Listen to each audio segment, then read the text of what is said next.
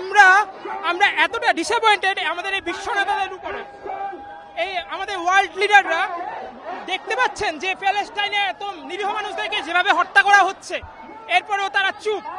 আমরা বুঝতে পারতেছি না যে যখন আপনি দেখবেন যে রাশিয়া ইউক্রেনের মধ্যে যুদ্ধ হয় তখন ওনারা এত শান্তির কথা বলে, কিন্তু যখন আমাদের প্যালেস্টাইনের মুসলিম ভাইরা, নিরীহ মুসলিম ভাইরা মারা যাচ্ছে, তখন তারা একটা নীরব দর্শকের ভূমিকা পালন করছে।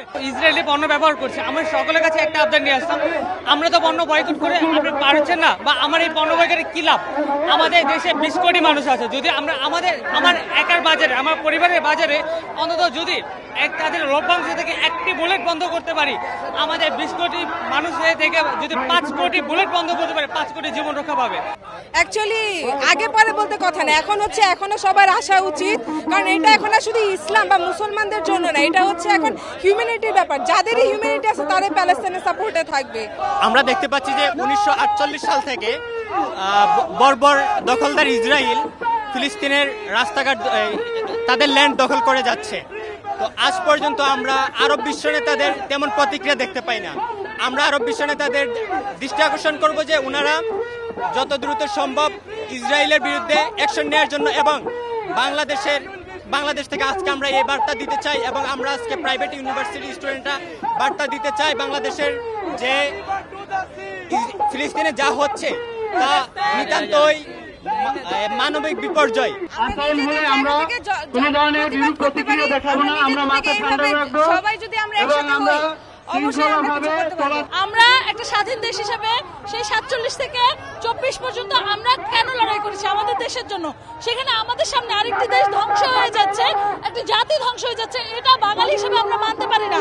আর যদি এটা একাগ্রতা প্রকাশ করি তাহলে আমাদের যে হিউম্যান টেরিটরি সেখান থেকে আমরা অনেক দুর্বল প্রমাণ হব, কিন্তু সেই দুর্বল এখনো আমরা হয়ে উঠি নাই, তাহলে আমরা এটা কখনোই প্রমাণ করতে পারবো না।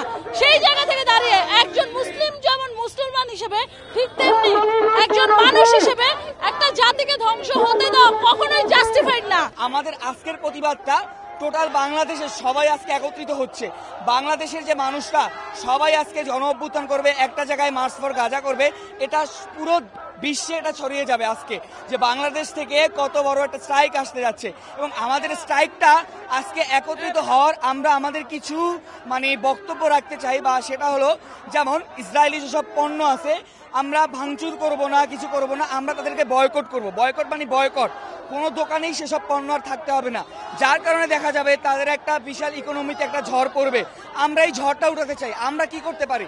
ঝড়টা উঠাতে চাই। এবং আর একটা জিনিস আমরা করতে পারি, সেটা হলো আমরা এখান থেকে আমরা কিছু, যে যেমন কালকে আমরা দেখলাম যে গিফট ফ্রম বাংলাদেশ থেকে পানি গেছে ফিলিস্তিনে, তো আমরা যদি কিছু টাকা কিছু একটা টাকা সংগ্রহ করে সেটা দিতে পারি, ফিলিস্তিন পর্যন্ত যেতে পারে, গাজা পর্যন্ত, এটা আমাদের জন্য একত্রিত। আপনারা বয়কট মানে বয়কট, আইন বহির্ভূত কোনো কর্মকাণ্ড বাংলাদেশে করবে না। Please don't this. আইন শৃঙ্খলা বাহিনীকে আপনারা সাহায্য করুন, যথেষ্ট সাহায্য করুন।